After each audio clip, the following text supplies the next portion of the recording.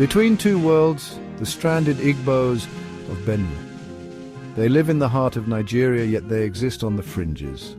They are Nigerians, but they are constantly reminded that they are not truly of Benue.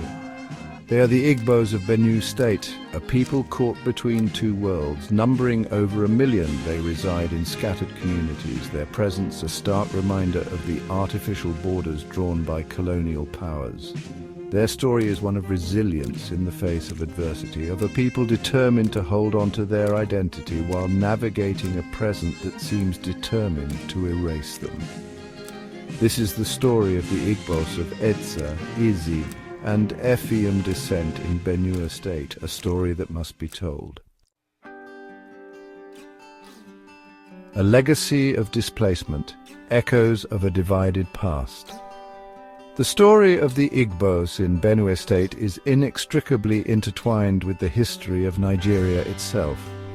The artificial borders drawn by the British during the colonial era cut through ethnic and cultural lines, creating a patchwork of territories with little regard for the people who called these lands home. For the Igbos, this act of cartographic violence had profound and lasting consequences. Once a unified people with a shared language, culture and heritage, they found themselves divided by an invisible line. Their ancestral lands split between different administrative regions. The Igbos of Benue became a minority group within a larger entity, their ties to their kin in the east severed by political boundaries.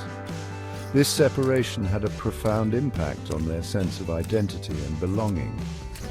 They were no longer simply Igbos, they were Igbos of Benue, their identity forever marked by their location on the wrong side of the border. This sense of displacement was further compounded by the policies of the Nigerian government in the aftermath of independence. The government, seeking to consolidate its power and foster national unity, often prioritized the interests of the majority ethnic groups at the expense of minorities like the Igbos of Benue.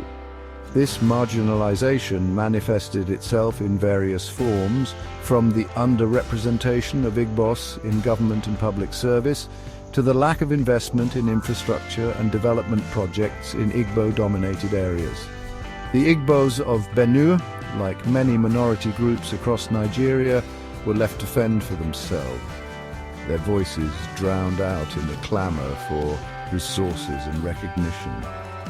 Their story is a stark reminder of the enduring legacy of colonialism and the challenges of building a truly inclusive and equitable society in the wake of artificial divisions. Forgotten lives navigating a landscape of deprivation. To visit the Igbo communities scattered across Benue State is to journey to a forgotten corner of Nigeria. Time seems to stand still in these villages, where poverty and neglect are etched into the very fabric of life.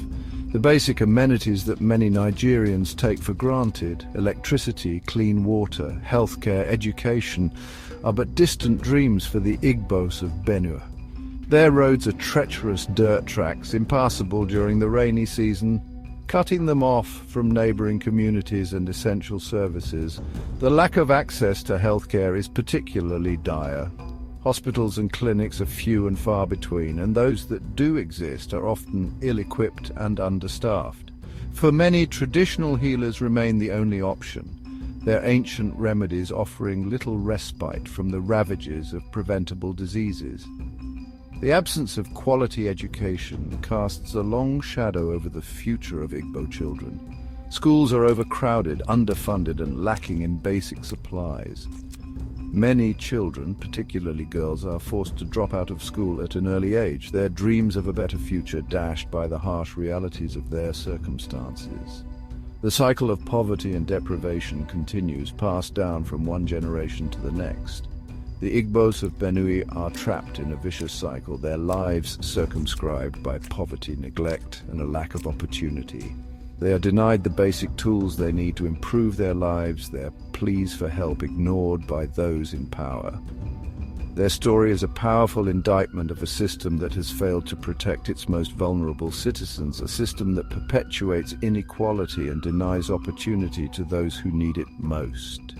It is a story that demands attention, a story that must be heard if we are to build a more just and equitable society for all Nigerians. We have lived here for generations, but we are still treated as outsiders. Our voices are not heard, our needs are not met. Every day is a struggle. We work hard, but it's never enough. We need better schools, better healthcare, just the basics to give our children a chance. There are no jobs, no opportunities. We are educated, we are willing to work, but there is nothing for us here. We are left to fend for ourselves. The struggle for recognition and rights is ongoing. The Igbos of Benue State continue to fight for their place in a society that often overlooks them. Their resilience and determination are a testament to their strength, but their cries for justice and equality must not fall on deaf ears. The future of the Igbos of Benue, and indeed the future of Nigeria, depends on our ability to listen, understand, and act. Despite the challenges faced by the Ezza community, their contributions to the prosperity of Benue State remain significant but largely unacknowledged. The rich cultural heritage, the hard-working spirit, and the resilience of the Ezza people are the backbone of many local industries. Yet, their efforts often go unnoticed and unrewarded. It's time to recognize and celebrate the Ezza community for their indispensable role in the growth and development of Benue. Our people have suffered for so long. We have seen things that no one should ever see. I just want to live in a place where we are safe and respected. The Ezza community has faced unimaginable horrors. One day stands out as particularly devastating. I remember that day like it was yesterday. The fear, the chaos, it changed us forever. We demand justice for our people. We cannot continue to live like this. We need opportunities. We need to belong. This is our home too. I hope that one day we will all be treated fairly and with kindness.